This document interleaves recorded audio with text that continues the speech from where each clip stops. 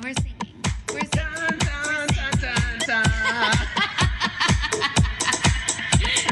Time to talk. Beauty and the Bitch. Mick, will you turn that light off real fast? Yeah, sure, no problem. Bloody Mary, Bloody Mary, Bloody Mary! Okay, legitimately, I can't remember how many times I'm supposed to say it. I mean, It's 3 times. not say it. Oh! You well, fuck! Damn! Well, welcome back, babies.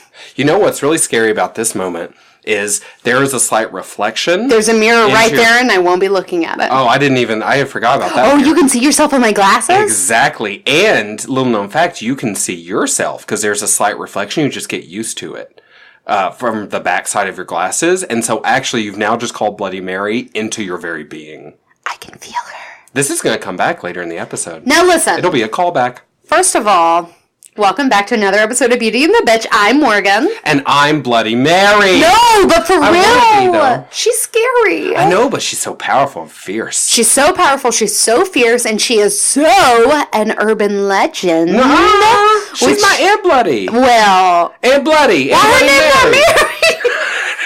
I don't know. My Mary grandma was is like an strange. attachment. That's exactly. That's absurd. That's a nickname. So we are, of course, here today to talk about urban legends in general, but also more specifically the very creepy pasta version of a Slender Man. Which is really just me. That's when people talk about that, they're talking about me. I always said you were so lanky, and now it all makes sense. Lanky? I much prefer slender or svelte. What about man? Are you fine with that? Depends on the day. So, Slender Man, we'll get into him, but we kind of wanted to kick off our urban legends conversation, just talking more generally about urban legends and maybe like how they have played a role in our lives. And I don't know, I think they're so fascinating, don't you? Mm-hmm. Oh, yeah. Well, you know, I once met this girl from Nantucket. And she was very nice, and we bonded at a bus station. Oh, that makes sense. Yeah. You know. So, for me personally, I think Bloody Mary is probably the urban legend that has the most hold on my childhood because at every slumber party, we spent so much time talking about, are we going to go do Bloody Mary? Are we going to do that light as a feather, stiff as a board? Are we going to do the like Ouija board? And those were pretty much like our big things. But Bloody Mary was the thing I was always the most scared to do. And actually kind of gave me a lot of fear of being in the bathroom alone, even with the lights on. Because like, what if the lights went out, right? It's scary. It's fucking scary. Wait, but you have to turn out the lights before you call them. Oh, for sure. Because for me as a child, because I'm with you, Bloody Mary was one of the main, is like the top 3 ones that circulated when I was a child. But for me, it was just being, because we do it at school a lot, it was being in the bathroom with the lights off at all. Right? Yeah. Especially because the janitor always stood in the corner with his dick out. Now you're trying to get janitors arrested. I know, I was just kidding. I'm sure our janitor was very nice and kept his dick where it belongs. Yeah. Do you remember? I'm sure he did. I'm sure he did. I don't know. Do you remember Candyman? Oh, yeah. Because that's actually I don't know how you call him, though. I thought it was similar. It was like... I'm sure it is. Well, I was probably going off of some fucking elementary variant, but we would go in and say Candyman 3 to 5 times or something, and it was similar. But for some reason... Probably because a movie had come out when we were kids, Candyman was even scarier to me. Sure. Because Bloody Mary also is a woman. Women tend to like me. Well... Men, less so. You know what it was, is I think, so we learn about these, like, different things through our friends. For example, like light as a feather, stiff as a board, which... is whatever. On its own, it's not that scary. Like, ooh, what if we all went around a person and we could pick them up with just a couple of fingers? But it's like these, like, I was always kind of one of the younger kids, so, like, a lot of the older kids would take it upon themselves to be like, and let me tell you about the deep, creepy history that they 100% made up, or, like, was just fucking garbage they translated, where they would say, and if this happens, and then your mother will die, and your father will die, and then they'll never leave you, and they'll be living inside of your ears, and they'll always be talking to you, and your grandmother's there, and she lives in the top of your closet. And it's like, girl, I thought we were literally talking about getting pizza for dinner, and this conversation has spiraled. All you wanted to do was paint each other's toenails and have a little pillow talk. Is that too much to ask? To be honest, I love getting, like, a little bit scared. I have some vivid memories of, like, parents going out of their way to like give us a good scare at like birthday slumber parties and stuff, which I super appreciate. And I feel like I would love to be that kind of Are you parent. thinking about Jackie's parents? Didn't Jackie's dad used to do like pranks and stuff? Oh, I'm sure he did. I was actually thinking. Shout out to Jackie. Jackie! I had this friend named Brittany Milam, and for her birthday, I think maybe it was near Halloween, and her parents like went out of their way to do this whole creepy like, oh, you're home alone, psych, everything is haunted and you're gonna die thing. But we were like hella young, like maybe like 6th grade, so we were like fucking scared. And I really remember it fondly. And I think Bloody Mary is an easy thing to do, to get scared, and so that's why that's really prevalent too. And then also, for some reason, I associate it with characters like The Ring, because, like, Samara, like, comes out of screens and stuff. So I think when that stuff became, like, prescient in my pop culture, it became infinitely more scary. Yeah. Well, you know, it's interesting I agree with that. It's interesting to think about, like, what an urban legend... Where the foundations are, what it's built upon, I guess. Because if we're talking, because this is a Slender Man episode, so we'll talk about it quite a lot throughout the episode, but Slender Man's weird because he's generally white-faced, right? He has a white kind of face. He is a man. He's dressed in business attire. He's a businessman. And he's like, he has a face, but he's faceless, right? Often he has no features, really. Right, like he has pantyhose over top of his, like, Exactly, face. which is often how people fake it, because it is all fakery, right? But it's interesting if you compare that to, like, Bloody Mary, right? Because Bloody Mary is that trope of, like, the Medea-esque, like, murderous mother, right? It doesn't her urban legend have something to do with, like, killing her children, or they died and she became something? That's the funny thing about urban legends, is that not only are there so many different origin stories, it's kind of regional. So it kind of depends on where you lived and where it was kind of passed down from, what your version of it was. The general Bloody Mary situation is a very vague, very old folklore tale that just consists of a ghost or a spirit that's a woman who's conjured, who can also reveal the future, and she's said to appear in the mirror when her name is called multiple times. The Bloody Mary apparition may be benign or malevolent? Malevolent? No, you're right, malevolent. It was just fun. I enjoyed watching Depending on the variation of your legend. And the Bloody Mary appearances that have been, quote-unquote, noted are mostly witnessed in group participation. So multiple people have seen her to perpetuate this urban legend throughout time. So this vagary-ass bullshit. Very vague, very vague. I mean, why is she called Bloody Mary? Why is she just Mary from the block? Oh. If they know She's blood still in her Mary from the story. block. Yeah, you know, she's still who she always been. Yeah. But, I mean, I'm serious, though. Why is there no blood in her story, then? I don't get it. Well, that was just like kind of the basic example I could find of her, and then I'm sure it started as something very benign and like evolved into be like a scary thing. Maybe it has something to do with menstruation. Oh yeah, she's definitely on her period. Well, that's why she's so mad.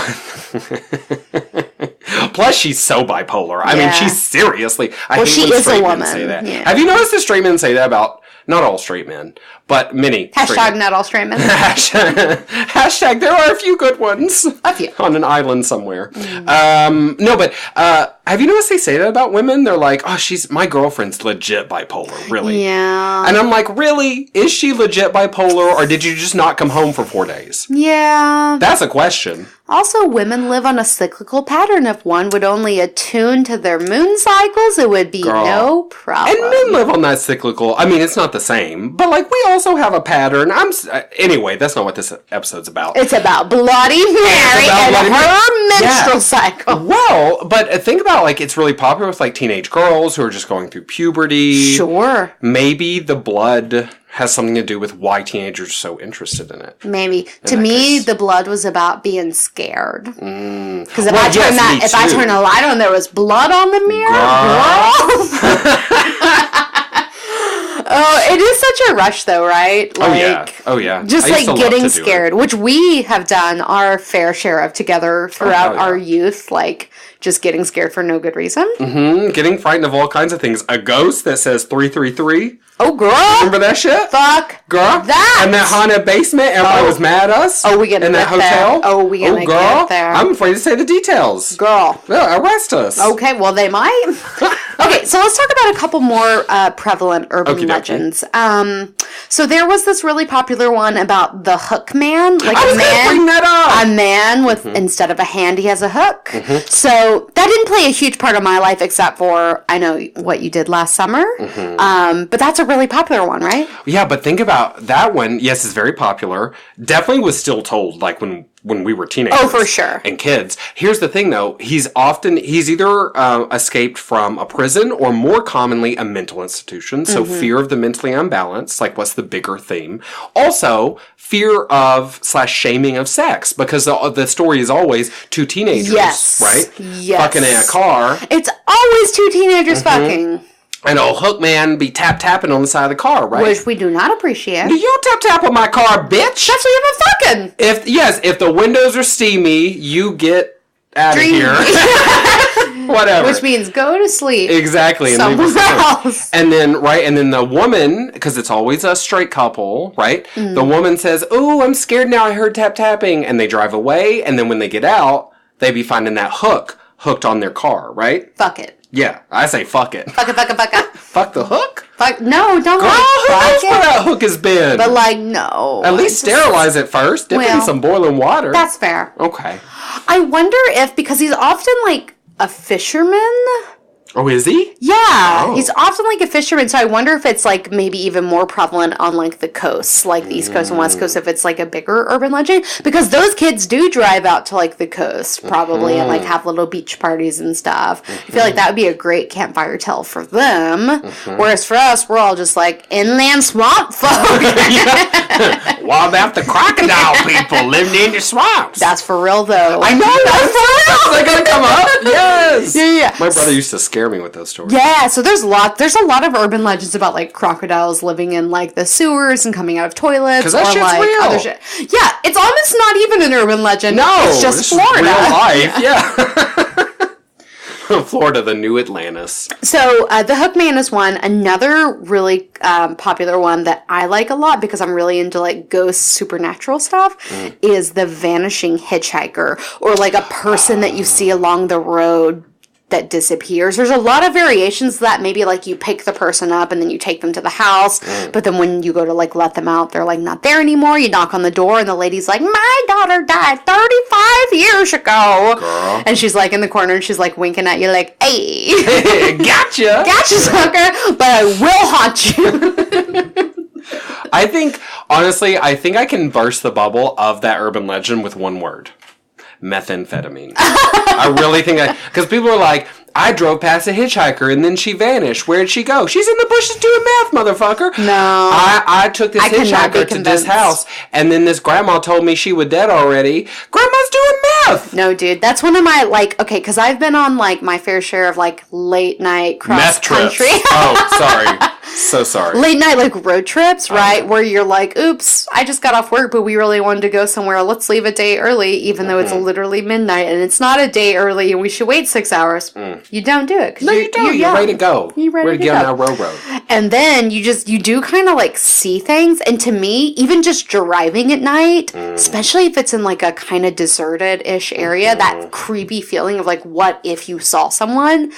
I'm like just kind of obsessed with this vanishing hitchhiker situation. Like it just, to me, is one of the ones where it's like terrifying enough. And also like, even when you encounter regular hitchhikers, you get scared if you're at night and alone. Like, irrational fear. Oh, yeah. Oh, absolutely. And frankly, we're both primed for this particular urban legend to be very scary because Arkansas. Backwoods of Arkansas, girl. Or even the interstate. Ain't no cars around. Girl, ain't nothing. It's just us and that ghost-ass hitchhiker. Yeah. Even the road just drops off a cliff. It's just nothing. You're just driving through the woods. Can you think of any other, like, sort of urban legend-y myth things that sort of were formative for you? I know you mentioned Candyman, which I didn't write down. Mm-hmm. Well, I think that was really just a regional variant of Bloody Mary. I think that was it was a very specific time where that movie came out, and kids my age, because I was in second grade, they were like, it's the same thing. No, girl, tell me more. I'm sure I can, once you say it. I know some things that really affected us were, like, popular, like, pop culture scary movies like Scream. The Scream mask became kind of its own thing. The Jason mask, like Halloween, all of those kind of things. And I know for us, in very particularly, besides The Ring, which is deeply horrifying and makes me scared of Wells forever, The Grudge was very affecting, which was an adaptation from a Korean horror film called some bullshit I can't remember. But The Grudge we saw in theaters with a big group of people and screamed thoroughly, extensively. Yeah. Many times. Over and over. Yeah. But is that an urban legend, though? Oh, well, it's based on It's based on Japanese folklore. Yeah. So essentially it is Japanese, and it's largely centered around, like, there are different characters they brought together into one story. So there's the story of, like, the girl that is kind of the Grudge person, and she gets, like, murdered by her husband, and she gets, like, buried under the stairs, and then she haunts the little house, and, like, whatever. But then separately... And she doesn't know how to walk downstairs. She has a lot of trouble walking downstairs. She should go down. It takes her a long time. Feet on the ground, flat. Yep, that's how you walk downstairs. The problem is, the Grudge girl watched The Exorcist, and then watched Miss Blair run backwards down those stairs. And that's a real problem. And that's not a good role model for stair walking. You know what? She gets it real fast, though. Well, that's true, and that's why you can tell the Grudge girl she's not there yet. She's not the master yet, and she doesn't go down upside down either. So she's working on it. She's working. We're all trying. And then there's the story of the little boy who makes the cat sound, and he's which I think is easily as horrifying as the scarier, girl. I think. Yeah. That little boy scares the shit out of me. And his origin story I was reading is that he was like an orphan. I mean, I'm sure it varies, but he was like an orphan kid that was like unwanted, and so he was drowned in a pool he had like a cat, and his cat was like, they were both unwanted, so they were just like drowned together, and they kind of like merged to become this like horrific amalgamation of like a boy who only makes cat sounds, who lurks around in the homes of, like, people, unsuspectingly, like, waiting to become, like, their child, but he's, like, deeply terrifying. Oh, my God. Isn't that so sad? So if you just loved him, he wouldn't kill you? Girl, it's not possible. Okay. I could love him, he's cute. Girl, no. Does he purr? Girl, that's the question. No. Because if I pet his little head and he starts purring, I fall in love. That fucking, like, that was, like, the first scary scene in The Grudge, I think, when they, like, were up in the Japanese closet and moving stuff, and he's just, like, fucking sitting there. Dude. And when I went to Japan, and Brittany had her little room upstairs, and she was like, you go up there, put your suitcase in the closet, live your best life by yourself. And this creepy-ass, barren, empty-ass Japanese house that she was renting. And I opened that closet door, and I said, nope, I will be sleeping very far away from that closet, and I just left my stuff on the floor. See, I couldn't even do it. That is proof that the Grudge is the source of all xenophobia in the world. Oh yeah, it and makes then me scared of foreign people. Yeah, I hate all foreign people now. Yeah, just hate and fear, which is really the same thing. Okay, I have one more to tell you about. This is not a thing that I've ever been familiar with, but I read about it. No, hi, I'm just kidding. Hi, Erin. Just kidding. Love you. This one is deeply disturbing to me. Okay. I read about it and I was like, fuck this. Okay. Like 1,000% fuck this. It's called the licked hand. Known sometimes as the doggy lick, is an urban legend popular among teenagers. The story describes a killer who secretly spends the night under a girl's bed, licking her hand when offered, which she thinks is her dog. So she just puts her hand down like she thinks her dog is there, and then it just licks her hand. And then it gets up and murders her at some point. Oh, it does kill her. He does kill her eventually. Okay. That's fucked up. First of all, he's got to have a long tongue, girl. Because couldn't you tell the difference between a human tongue? If your hand's just hanging, because dogs have those real long, kind of thin tongues. Yeah. And humans have those real muscular tongues. I would hope so, but just the thought of a person sitting underneath, like, or next to my with bed. With his long tongue snaking out. Licking my hand, and I think it's my dog, and it's actually a person who's going to kill me, is like insanely But upsetting. wouldn't you notice when you pull your hand back to, like, turn the page on your book and your hand reeks of whiskey? Wouldn't you be like, this is not a dog? Oh, This my is a dog human only being. drinks single malt whiskey. And that's what... yeah. I didn't know Scoop was fancy like that. Yeah. No, He that's is. horrifying. I think I've heard that before, but it wasn't, like, prominent in my childhood, and I'm glad it wasn't, because that's too much for me. Like, I can't handle. I know, I'm not into that. Not Don't be licking my hands. Ever, actually, for any reason. Gross. like never? Yeah, I'm just not into that. Don't lick my hands. Okay, don't lick my okay. feet. Oh, Those are extreme oh, extremities. oh, you know what I mean? And they're oh. dirty. They do all the kinds of things in the world. You want to lick something, lick something else. You pick anything else. My ear. Yeah. That makes me crazy when people lick my ear. like in If anyone wants to seduce me. Yeah, yes. yeah. I mean, don't just walk up to me and lick my ear. That would be I would weird. definitely You've punch you in the opened throat. Pandora's box. I have. Which is it's another full of tongues. urban legend. Okay, so we've covered some popular ones. I thought maybe we could talk a little bit about some Arkansas urban legends. Girl, you're going to take us there. So Mickey and I spent a good piece of childhood. What do you call it when you're a teenager? Is it still childhood? Yeah, I think so. Okay. Yeah. Our childhood, doing some ghost hunting, exploring the more haunted facets of the natural state. And that was just like a thing that we did as a group for fun. And it was really dumb. And like we loved it and we get scared and like, you know, nothing. We go on long overnight trips. I mean, we're being teenagers. you know. Yeah. So, there are a couple really cool ones. You were talking about one in the hotel basement, and I actually can remember, is that in Hot Springs? That was in Hot Springs. So in Hot Springs, I actually didn't pull any of the things from Hot Springs, I don't think. No, because that's Eureka Springs. So in Hot Springs, there's like a couple of haunted places. Hot Springs is kind of like southern central-ish Arkansas. Hot Springs National Park is there.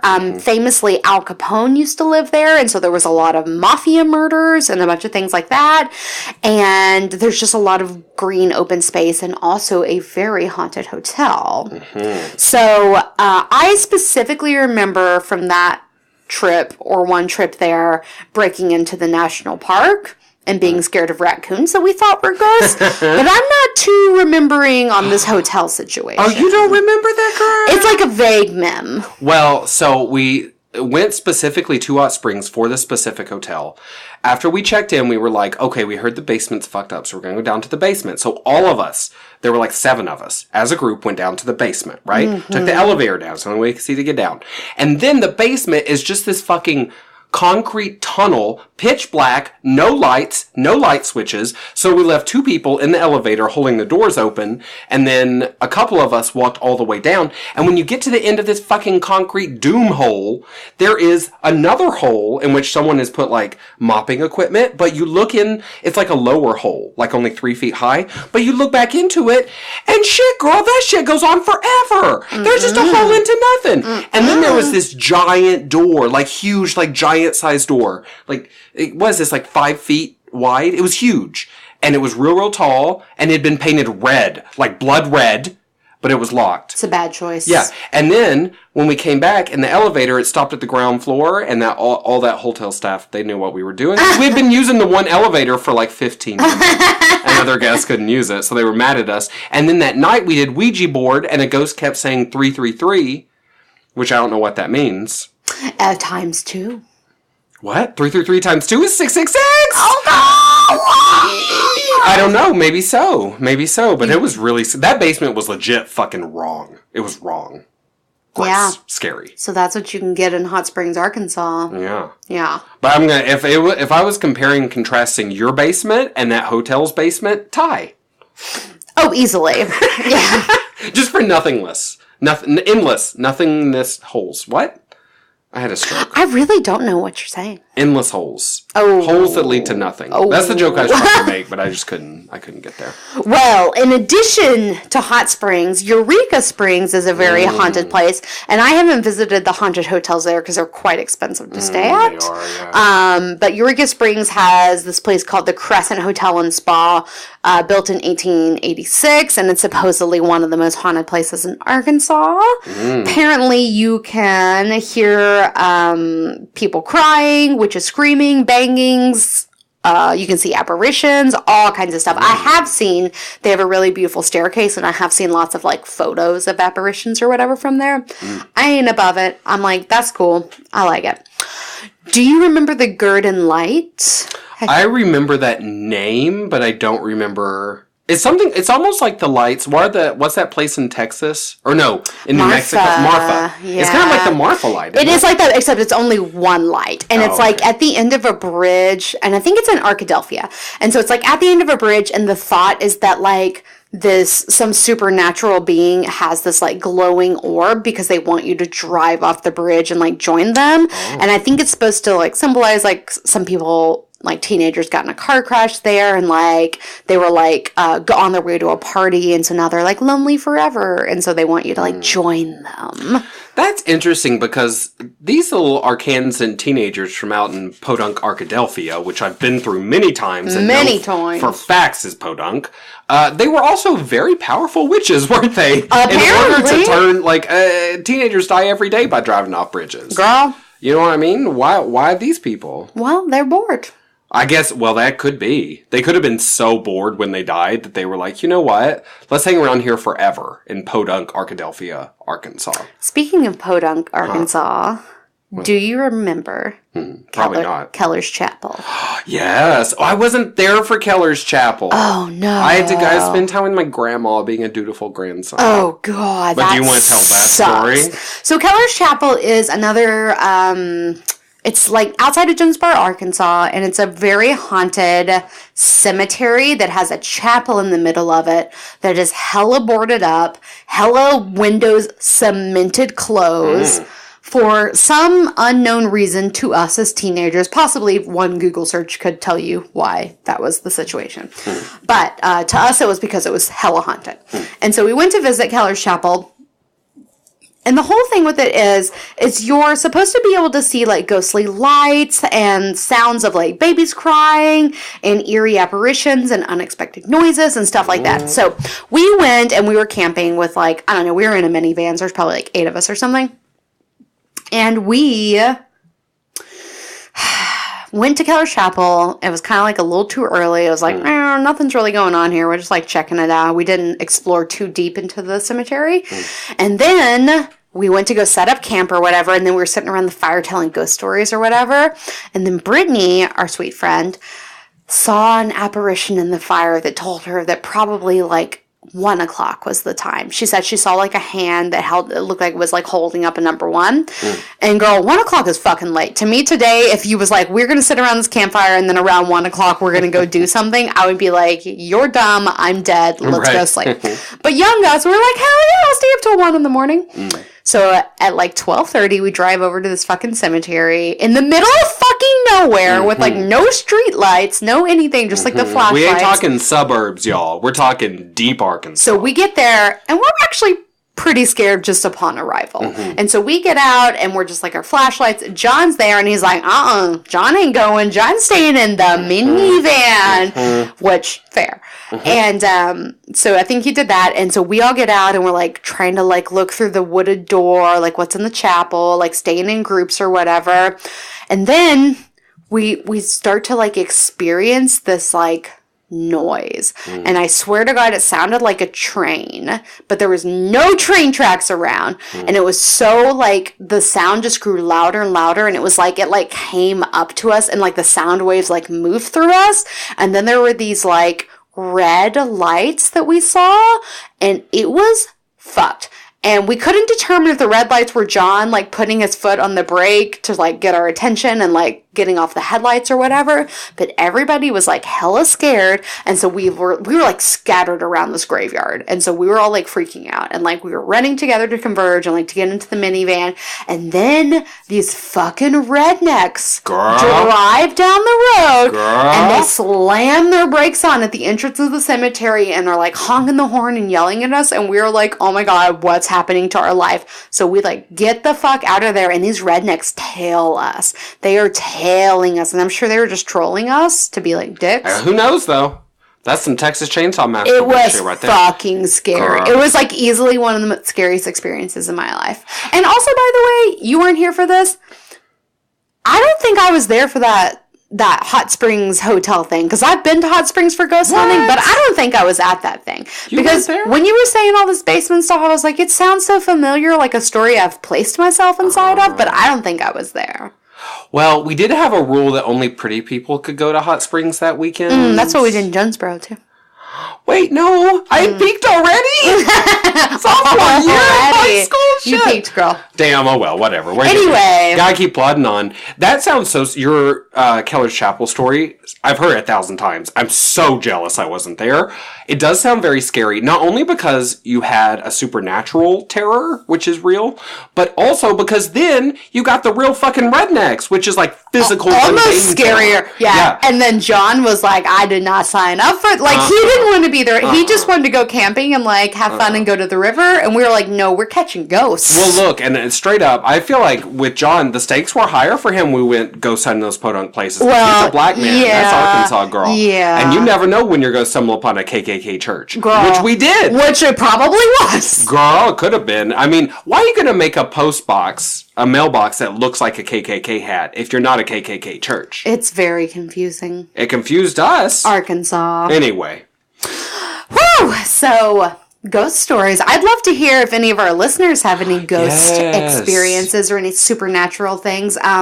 We have vastly underexplored the potential of Texas hauntings. You know what I mean? Great point. A lot of people died in Texas, girl. I bet there's a lot of Dude, hauntings. maybe we should set aside like a weekend like haunting visits. Yes, I'd be into that. I think we should do that. I'd be super into that. So maybe a follow-up. Yes. Okay, so let's get into... Slender Man. Let's talk about Slender Man, which thank God he's not a part of my childhood because I am not into it. It is creepy. He is quite creepy. I do think he's notable though because like we did American Gods a couple weeks ago. Yes. To me, Slender Man reminds me of the little helper people from Mr. World and American Gods. Oh, they dance in that last episode. It's essentially the same. It's just a different kind of suit that they wear. I don't like it. I don't like it either, but I think it's interesting that, we could make an urban legend about anything. Well, and so true. Why did we choose that? And there's new ones happening all the time because this one is the product of a 2009 Photoshop contest on Something Awful forums that just kind of spawned in all these different media outlets and is now popularized as this creepy character, right? It's really fascinating because, I mean, you maybe persnickety people could find other examples, but most people agree this was the first sort of internet-born urban legend. Yeah. Which is really, I mean, there are other things that like, the difference between an urban legend and fake news, quote unquote, is kind of iffy these days. Like, I don't know what the difference is. And there were things online that I'm sure were passed along as fake information before that. But Slender Man really seemed to capture people's fears for some reason. Maybe because we're in this age of, like, technology. And he has kind of, like, that techno bit. Like, you know how, like, in a lot of the... I know in this new movie that's coming out, but in a lot of the, like, fan-made films, he'll, like, do that real staticky movement. Yes. Where he's, like, on one side of the room. And then he's on the next side of the room. Which is very prevalent in kind of horror stuff. At least now. It is, yeah. And that's a good point. That's become almost like a horror trope. Because we live in a more digital age, and so our minds can, like, grasp that, Can we talk about, before we jump fully into Slender Man, about creepypasta? Yeah, what is the definition? You know that term? Creepy? Girl, I read like 4 different definitions, but I copied and pasted what Wikipedia said. Okay, read that. Yeah, I'd be interested. And then I'll tell you what I thought it was. Okay. So Wikipedia told me creepypastas are horror-related legends or images that have been copy and pasted around the internet, which I think copy and pasted is a weird way to phrase that. I think just circulated around the internet. These internet entries are often brief, user-generated paranormal stories intended to scare readers, and I think, even though it doesn't say, or watchers, because I think creepypasta is like videos too. They include gruesome tales of murder, suicide, and otherworldly occurrences. People often falsely believe them to be true, which is part of that fake news, urban legend sort of internet sensation. I recently only heard creepypasta, like in the last like year probably. And to me, I think I heard about it because people were talking about like creepypasta, like horror shorts. Like I kind of went through a phase where I was like watching all the creepypasta horror shorts, which is just like horror films that are like 3 minutes or less. Some of those are scary as fuck. Dude, some of those have fucked me up. You saw that one. You saw that one with the shadow and the light and the woman in the bedroom and that shadow moving towards her. Oh, and she turned the light off. She turned the light off. She turned the light off. Girl, you just leave that light on. Forever. Never turn the light off. You will not do it. You will turn all the lights on and then you will get in your car and never come back. And then you set the interior of that car on fire because more light is a good thing in this situation, girl. Girl, so. You die well lit, at least. To me, that video is creepy. Yeah, me too. Well, it's interesting. It's because at first, like, for example, Slender Man was a photoshopped image, right? So definitely photos were in the early creepypasta realms. But then I think you're right. Like, I don't know if there's a creepypasta GIF, but there probably is. I'm sure there are creepypasta. Anything, if it's short and, like, bite-sized, I feel like can be a creepypasta. Do you ever do the After Dark subreddit on Reddit? No, that sounds scary. It's essentially creepypastas, I guess. I don't know if there's any reason. Maybe they're slightly too long, maybe. I don't know. I'm not sure. But it's super scary, girl. I subscribed to that subreddit for like a week, and then I unsubscribed because I was like, I'm scared. Yeah. I can't live like this. There are so many real things in life to be afraid of. This subreddit cannot be the source of my deepest fears. It's a lot. So Slender Man essentially started in this internet platform, which is just so new. He's circa 2009, so he's really not that old. Tell us, like, some more about this creepy motherfucker.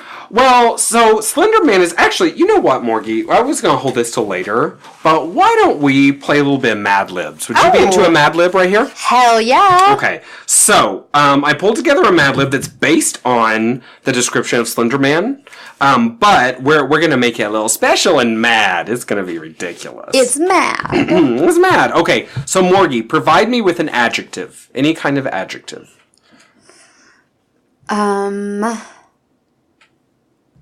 Pretty.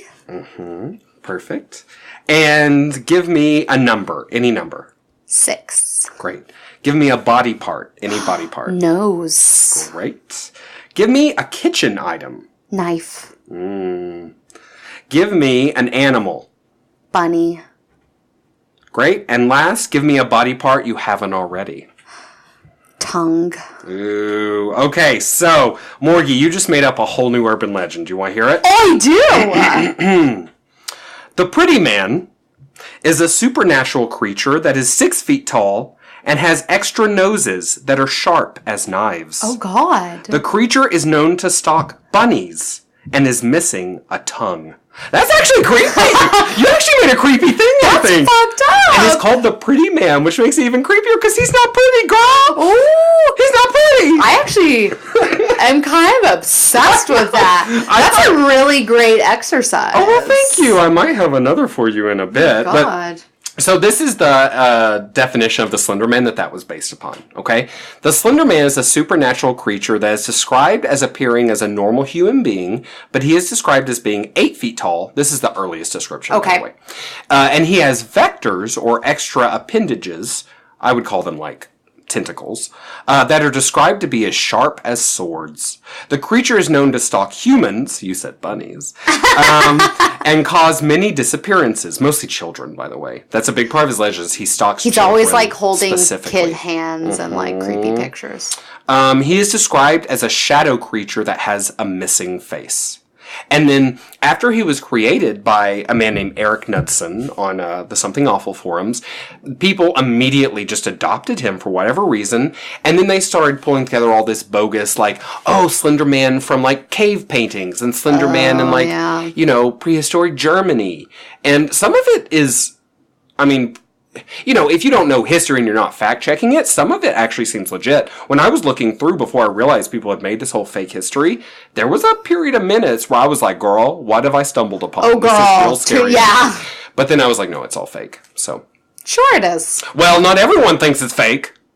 Which is a real problem. Girl, and that's what you said you were scared of with Slender Man, is not the Slender Man himself, but his devotees. Yeah, that was not true, though. I am scared of Slender Man. Oh, well, he's scary. You know, it's like, I know as a 30-year-old adult that, like, of course he's not real, but when I'm laying alone in bed, my husband is out late, it's midnight, I hear weird sounds outside, I ain't got no body, it's Slender Man. I know it's Slender Man. Well, you know, the Slender Man, in addition to enjoying abducting children, which, by the way, no one knows what he does. In the urban legend, it is a mystery, which I think is part of the reason he's scary. We talked about, like, this with Annihilation, and we were talking about how, like, if you see the monster, or if you see the end, or if you see the whatever, the mystery's gone and becomes less scary.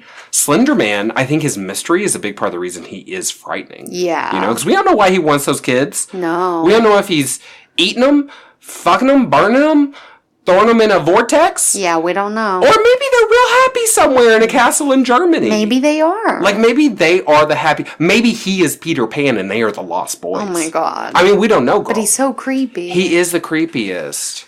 So, do we want to talk about the specifics of people who believe deeply in Slender Man? We can talk about these two silly little girls who ruined their lives and also the life of their friend. Yeah, we can talk about that. So, on May 31st, 2014, in Waukesha, Wisconsin. Waukesha, Wisconsin. You know about her. You know Waukesha. 12-year-olds Anissa Wire and Morgan Geyser, making us all look bad, lured their friend Peyton Lautner into the woods and stabbed her 19 times. 19 times. In an attempt to impress the fictional character Slender Man. Lautner crawled to a road where she was found by a bicyclist. She recovered 6 days in the hospital. Wire and Geyser were found not guilty by reason of insanity and committed to long periods in mental institutions. One of them for 25 years and one for 40 years. But I don't know which one is the crazier. Well, it's so interesting. So fascinating, so upsetting. First of all, let me just say this. If you stab someone 19 times and they don't die, you're a stupid little 12-year-old girl who don't know how to stab nobody. Oh, dude, and I read 2 of the stabs hit major arteries, one of them missed her heart by centimeters. It was a 5-inch kitchen knife. I was going to ask that they took just out of, like, one of them had a block, like a knife block in their kitchen, took a 5-inch knife, stabbed this little girl 19 times, 2 major arteries, and she crawled to an interstate and survived. That little girl said, I'm going to put one elbow in front of the other because Slender Man ain't even real. This is bullshit. She was pissed. So true. Anger got her to the road. She was like, my stupid fucking bitch friends going online reading stupid bullshit. That little girl's a fighter. Let me tell you, if someone stabbed me 19 times with anything, with a paperclip, anything, I'm done. I'm not getting back up. 19 is a lot of time. Well, and here's the thing. Okay, so Morgan Geyser is generally considered to be the crazier of the two. Oh, that's unfortunate. Well, we share a name. Yeah, kind of like in our group. The Morgans She is making us look bad. Morgan is the one who did all the stabbing. All of it? All of it. Anissa Wire watched and, like, goaded her on. And was like, yeah, you stab our mutual friend. Yeah. So Morgan, and that's why I read. So Morgan did all the stabbing. She's the one who got 40 years in a mental institution, whereas Wire got 25. But here's the thing, though, and I was thinking about this. 12-year-old girls. Oh, okay. Morgan Geyser is mentally unstable. In addition to supposedly hearing Slender Man and interacting with him, and being afraid that he was going to kill her and her family, by the way. They were both afraid of him. It's not like they were doing it to worship him. They were doing it so he wouldn't hurt them, okay? Yeah, I read... They found Slender Man in the Creepypasta Wiki. They later said they believed Slender Man to be real and that they wanted to prove their loyalty to him so they could become his quote-unquote proxies, prove his existence, and prevent him from harming their families because they believed he was going to kill them. Mm-hmm. So that's a whole... that's insanity, right? So Morgan Geyser also said that she had heard Lord Voldemort talk to her and various other people. Oh, this little girl not right. Exactly. She sounds like she's schizophrenic to me, or, who knows? I'm not a psychologist. I can't say what she is, but she's obviously unstable. So here's my thing, though. 12-year-old girls, 12-year-old people, it's so easy to get caught up in stuff like that. Now, I can't imagine anyone I know would ever just stab someone, but if you add on top of the 12-year-old gullibility and the fear, because we were legit afraid of some things. For sure. When we were 12. If you add on to that her mental instability, it's not shocking to me that this happened. I might get some shit for this. This might be controversial. Hot take! I learned that phrase. Hot take. I don't think they should have been tried as adults. Because they were tried as adults. I think that's wrong. They're 12-year-old girls. And what they did was incredibly wrong. But the little girl didn't die. She soldiered through. And now I think 3 lives have been really altered. And 2 of them, not the girl who got stabbed, but the other 2, have been ruined. They're going to be in mental institutions. They're going to be crazy by the time they get out of them. It's going to make them crazy if they weren't when they went in. And 40 years in a mental institution... Oh my God. Might as well just be there forever. Yeah, it's worse than prison in a real way, because once you get into the mental system, especially if you're someone like Morgan Geyser who is unstable, I don't think she's ever going to get out of there. Well, dude, but where is she even going to go? Like, she's not going to know how to be an adult. I mean, I'm not saying, like, I think they're so fucked and whatever. I hear you when you're, like, 12 and, like, whatever, and, like, it's just such a different, weird place for, like, your mind and your spirit, but, like, that little girl stabbed some other little girl 19 times. That's fucked up. Yeah. But at the same time, so what? In 40 years, she's going to get out. She going to go live with her mama. Her mom going to be old. Her mom going to be scared of her. They're not going to want to take care of her. Like, what is she supposed to do? She can't get a job. Like, is she taking classes? She going to graduate, get her GED in this mental institution? To me, it's just like, children committing crimes is so upsetting anyways. And I don't know anything about her family life. Like, was she mistreated, or like, was she given everything? Did she have like a golden life and somehow she still was just like are crazy? I don't know. Like, to me, it's just so baffling to even think about. I think she definitely, I mean, she has mental illness. You know, that little girl seems mentally ill. Now, the other girl, Anissa Wire, I don't know about her. And I'm kind of thinking, even though she didn't do none of the stabbing, she cheered her friend on, but she didn't hear no Lord Voldemort talk to her. She's a real Peter Pettigrew situation. Yes, she is. She might be. Or maybe she's actually like a Regina George situation. Oh. I don't know. I don't know these little girls, so I can't say that. But it's a really upsetting... It's a really upsetting occurrence, partially because frankly, I feel as bad for the perpetrators as I do for the victim. I really do. I feel horrible for Taylor Lautner. Is that her name? Peyton. No. Peyton Leutner. Taylor Lautner is that guy from Twilight. I feel horrible for him, too. He got stabbed with that lack of talent. It's unfortunate all around. I will say I feel more bad for the little girl that got stabbed. Sure, I think that's probably smart. Because she's... Sorry. I had to cough. I'm sorry. She survived, thank God. But oh my God, what does her interpersonal relationship situations look like now? Like, I'm sure she has a very hard time trusting. She's 16 years old today. Has she been able to carry on and like have a normal life? Hopefully she has. Hopefully she bounced back and has had lots of therapy. But no amount of therapy is going to fix probably Morgan. And the other little girl maybe suffered that like lackey crony syndrome where she didn't know how to say no, so all she could do was say yes. I don't know. Or maybe she was genuinely afraid. Maybe she was. Of like not only Slender Man in the urban legend, but of Morgan. I know what it's like to live in fear of a Morgan. It's hard. Oh, girl. Oh, girl. Put that knife away. Let's say it again. Oh, no.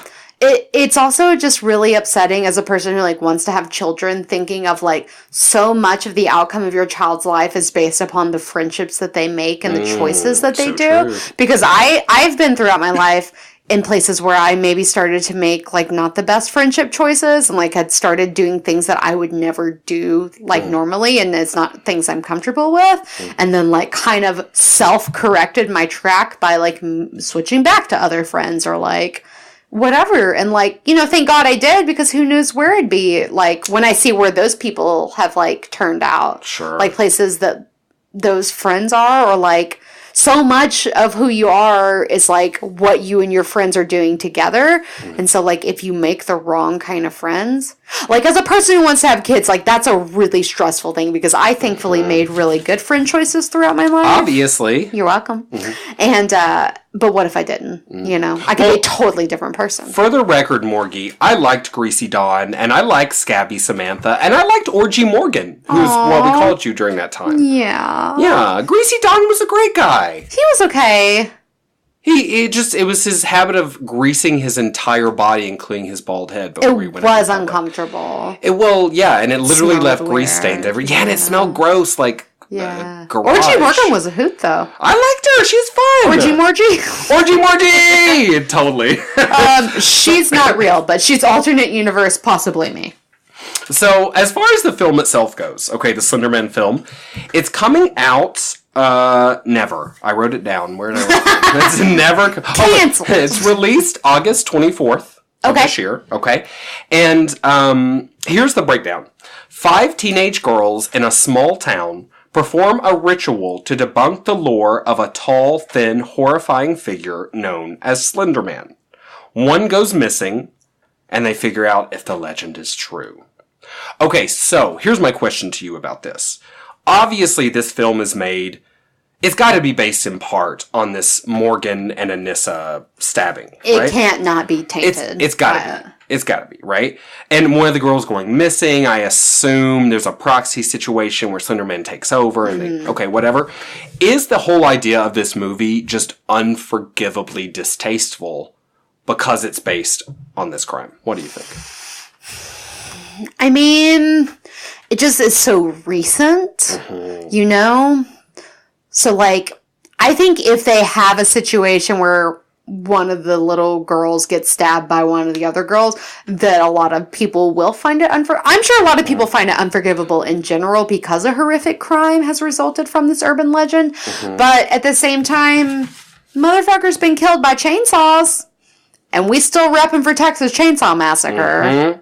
So I think it just depends how close to that story you feel and if you find it. I think it's personal preference if you think it's distasteful. For me, I wouldn't say that it's distasteful because I feel like in horror it makes sense to cover this subject because it is the biggest urban legend of like modern times, I think, easily. So naturally it's gonna become a movie. Well, I agree with you. My thought on that is, first of all, the father of... Is her name Anissa Weir? Is that her name? Sure. I can't read my own handwriting. He has come out very vocally and said that he finds the production extremely distasteful. Well, he would. His daughter's a little murderful. Well, see, there it is. Exactly. He's primed to be upset about it. He said that the movie is a popularizing of a tragedy, and he, along with some backers, started a petition online to stop the movie. Guess how many signatures it's gotten? 666,000. No. It took me a while to get that. I wish. No. 19,019 signatures. Is that a lot to you or not a lot? I think it's a fair amount. Okay. I mean, it wasn't enough to stop the movie, obviously. They'd need probably 1 million signatures or something, or 666 signatures. Yeah. But I think it's a fair amount. 19,000, that's like half the people of Jacksonville, Arkansas, where we grew up. Yeah. I mean, I guess. I feel like conservative trolls could easily get more than that, though, if they wanted to. But sure, 19,000's a lot of people. Well, 2 Milwaukee movie theaters, the ones closest to where it happened, are also refusing to show it. Well, that's in the fair. theaters. I think that's fair. Well, and that's what you were talking about with, is it distasteful? It depends probably on how close you were to the tragedy. Yeah. Right? Which is why we can do, a Titanic movie years after. Exactly. Because most of the people who are actually close to that tragedy are dead. Some people were upset about that movie. Well, there probably were some who were like, but you know who they are? People who are close to that tragedy. Not just Joe Schmoes on the street who heard about Titanic. Right. Titanic. So I don't know. I feel like this movie looks very mediocre. Oh, yeah. I mean, deeply mediocre. There are so many good horror films out kind of right now in this time frame, and there are so many more bad ones. It is very difficult to make a great horror film. The number of horror zombie films that have come out in the past 3 years that no one's ever heard of are astonishing. Like, they're really churning, the horror industry's churning a lot of stuff out. Have you seen, there is a short film, it's on Amazon Prime, it's called Fathom. Have you heard of that? No, I haven't. It is about Slender Man, and about, Short- it's just a short film? fan-made film. It's Like- like 8 minutes Okay. or something. And it's about, essentially, a child being abducted by Slender Man and, like, someone trying to figure it out. So that's a nice intro into the genre, but if you want to get really scared about Slender Man, you have to go back and watch Marble Hornets on YouTube. Okay. Have you heard of this, Morgie? I have not. Oh, queen. So Marble Hornets, it's very short YouTube videos. There are over 90 episodes of these very short episodes. 90 very short episodes. Okay, we got that. It began June 20th, 2009. So just a couple of weeks after Slender Man was created on the Something Awful forums. And then there have been 94,787,233 channel views since then. This is one of the main ways that the Slender Man legend came to be. And what's really cool about it is that We're going to have to plug that. I'm going to write it down. What's it called one more time? it's called Marble Hornets. It's so good. So good. And you remember how obsessed I was and always will be with House of Leaves? Yes. Yes. So one of the things I love most about House of Leaves is it's a story inside of a story inside of a story, right? It's a series of essays about a documentary that may or may not have existed, about a house that may or may not have existed, and then you've got your protagonist who's trying to figure everything out. Marble Hornets, the whole idea is Marble Hornets is the name of a student-made film. And this guy was friends with the director of Marble Hornets in college, but then they lost contact. And then he looked into him later on, said, "Hey, I remember you doing that student film. Whatever happened with that?" And his friend was just like, "Girl, take it. I don't want to talk about it ever again." I mean, they're not gay, but I made them gay, right? And then he started, and Marble Hornets is like this weird collection of like weird video clips and just hours and hours of coverage. And Slender Man / audio distortion / visual distortion / proxy situations, all of this shows up throughout these short video clips, but you never know when it's going to happen. So sometimes there'll be a video clip, and it's just two people acting badly in front of a Dude, forest. this sounds awesome. How long is so scary. Each episodes vary between 3 and like 9 minutes, but there are like 90 episodes. Wow. So it racks up to be really long. Did you watch all of it? I watched about a quarter of it, and honestly, I was in the bathtub, so it's time to get out of the scary. bathtub. It scared me, because it's that constant tension, because you're always looking for Slender Man, and then their voices start to sound weird, and that God. freaks you out, and then it's just the end, and then it goes to the next clip. It's really good. Marble Hornets. I promise you, it's going to be scarier than this movie that's coming out. Damn. I promise. I'm sick. Me. Boo, you whore.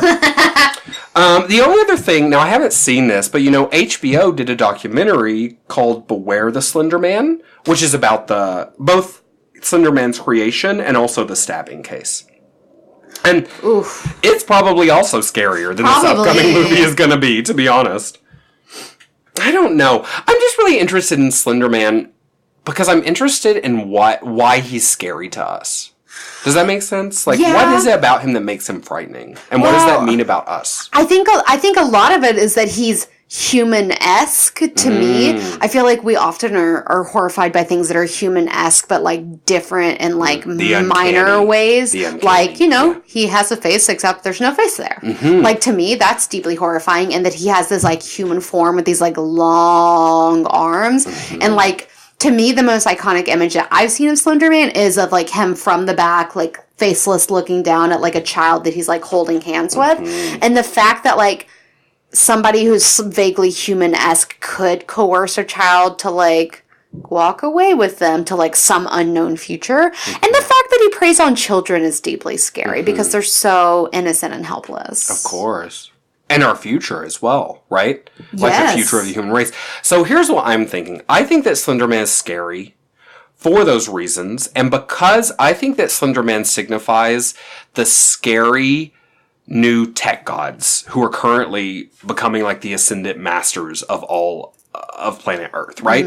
Because the tech gods are in charge of all the information, they've got all the money, they have the power that comes with that. Yeah. And we don't know, like, Slender Man is anonymous and they doesn't have a face.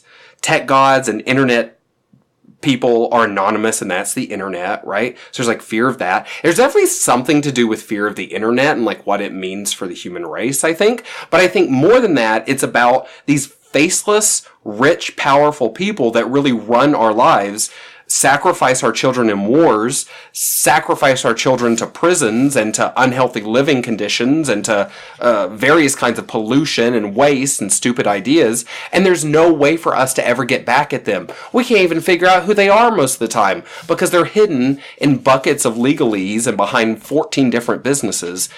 And so to me, Slender Man is the man. He is literally the man that we are all afraid of. And I think that's why he has a lot of staying power. I think he'll be an urban legend for a long time. Yeah. And because he has this kind of image that would be upsetting and startling to see anywhere. If you open your front door and he's in the parking lot, horrifying. If you're in the woods, he's there, horrifying. If you're in the bathtub and he's like, God, not the bathtub! Like, there's no situation where it's not horrifying. Why if you're in you a were- large group of, like, people and he walks out on the football field. Still horrifying. What if you were at Olive Garden? Still horrifying. Oh, okay, wait. But when you're at Olive Garden, you're family.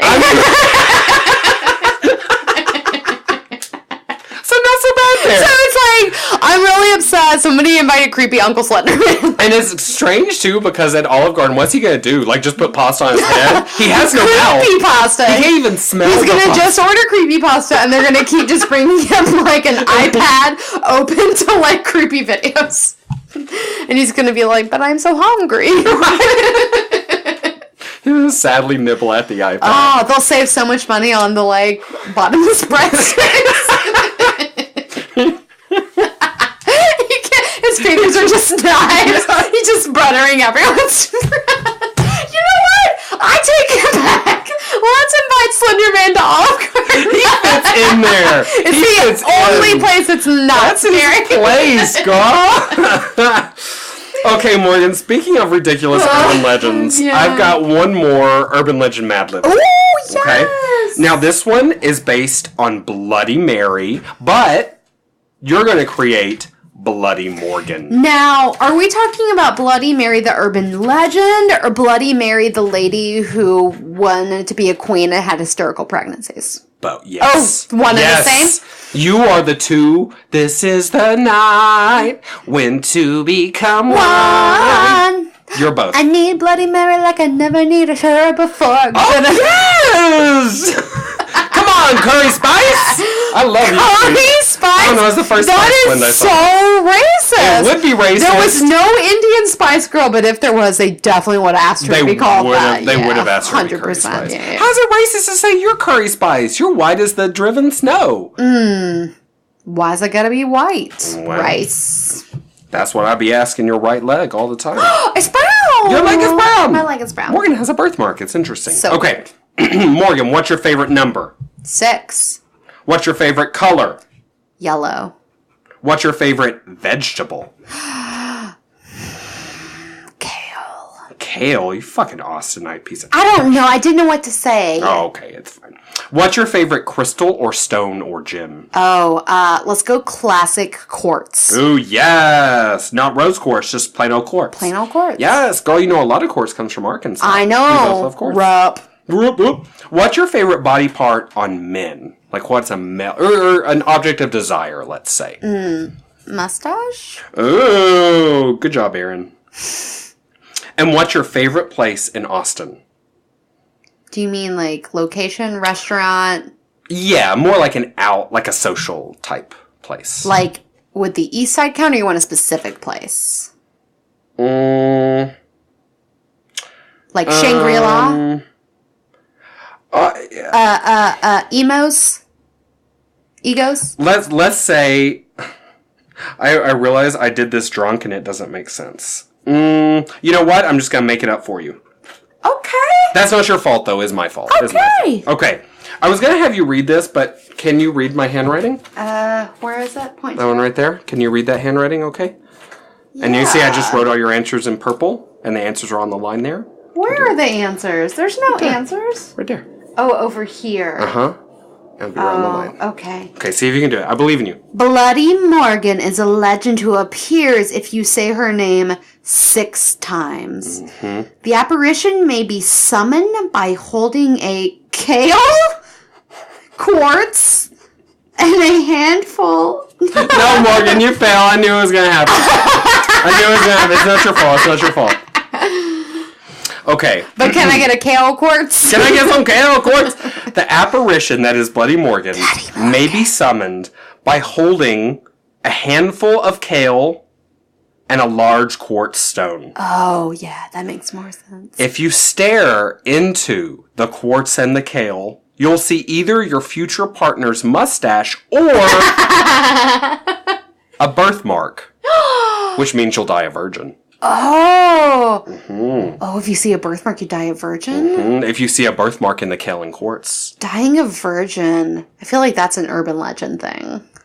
What do you mean? It's totally possible to die a virgin. Well, yeah, I'm saying, like, people are like, oh, I don't want to die a virgin, let's have sex. Yeah, that's a lot of people have gotten me to have sex, trick me into it. Please have sex with me, I don't want to die a virgin. I'm already 86. Yeah. And I say, all right. You're always fucking old dudes. Get the crane out for big old saggy dick. Aww. I'll be fucking old dudes. No, don't do that. No, a little too old. Well, if you look into your crystal ball and you see a mustache, it might just be because you have one and, girl, you need to get it waxed. Oh!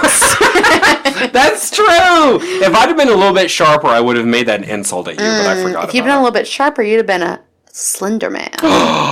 Better a Slender Man than a Pretty Man. Oh, he was scary. I was kind of into Pretty Man. Yeah, welcome to the Pretty Man and Bloody Morgan. I kind of want to crowdsource your first Mad Lib, like just throw that out there for people to create, because he's scary and that's a lot of stuff. Yeah. I think it's, and also like beautiful people are so often mute. People don't want to hear them talk, so they just want to look at them. So the fact that he has no tongue, he just screams at you like that. Oh. And he has bunny bits. Did you watch Shape of Water?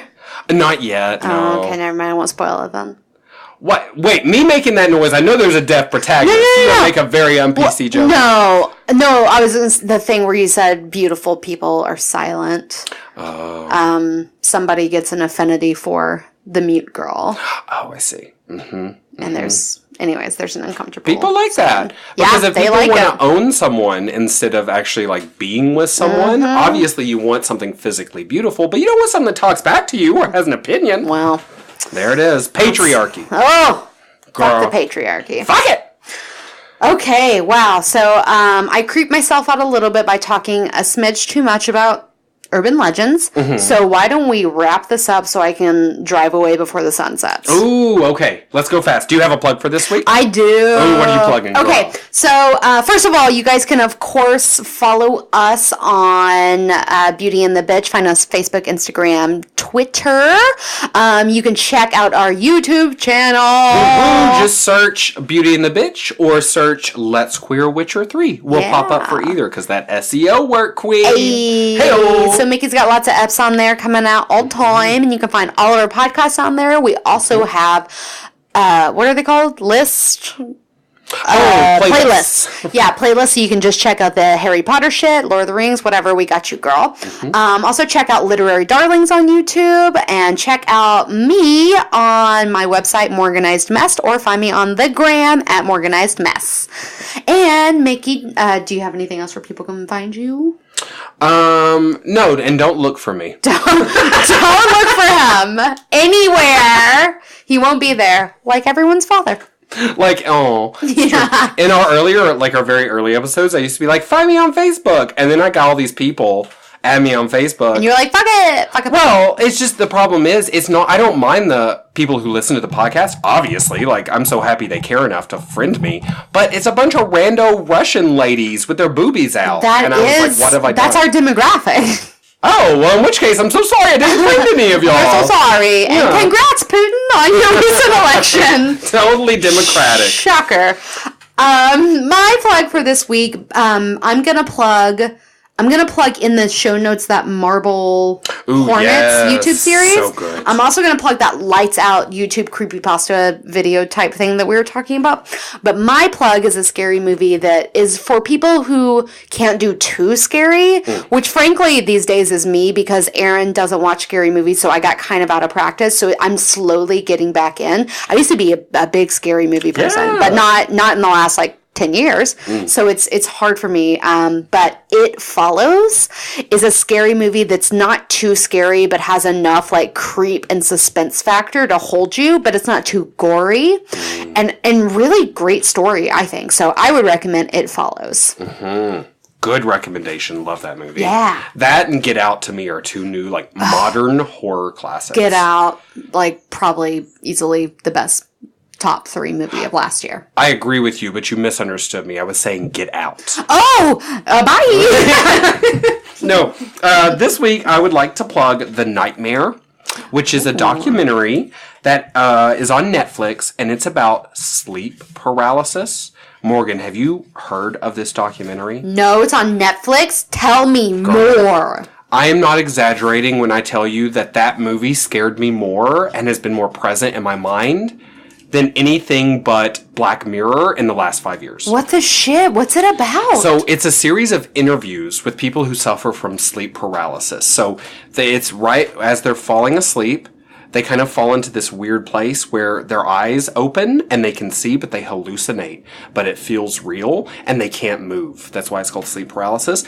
And so some people have it their entire lives. One of the guys in the documentary, he talks about seeing things when he was in the crib. Oh my God. Yes. And the thing is, often you see the same things your entire life. So they have these tall, shadowy figures in wide brim hats, or one guy sees aliens with static skin, old TV static skin. Shit. Girl, I don't know if you can tell, but I'm getting freaked out. It scared me so badly. One, because they visualize all these poor people's hallucinations. Two, because you see how it's affected their lives.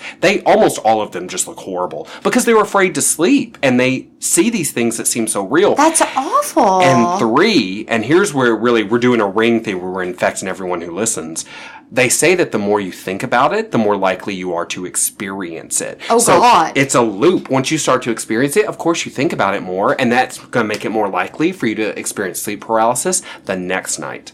Yes, girl, scary as fucking shit. And speaking of real world scary, too. Can they treat that? What's it called? Sleep paralysis? Sleep paralysis? I'm sure I'm sure they could medicate your ass God or damn. knock you out. That's scary. Yeah, it's absolutely frightening. I was just telling you I haven't slept well in a couple days, and it really messed, and it's just been a couple days for me of not sleeping well. I can't imagine my whole life. Girl, this guy, he was probably 38 or 40 in the documentary, and he is the one who'd been seeing them since he was in the crib. And because it started so early for him, he's stuck. He can never, he's fixated on it, And he looked like shit, girl. He looked like a crazy person. Damn. And it's because he's fucking sleep deprived his entire life.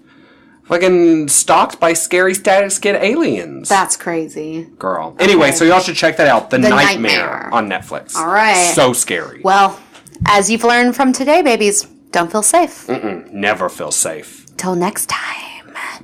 Bye. Bloody Mary, Bloody No, not again. Mary, Not again, not the third time. Shut up, please, I'm gonna stab you.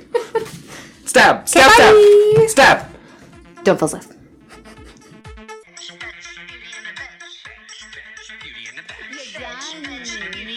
You have a home? Beauty in the Bitch.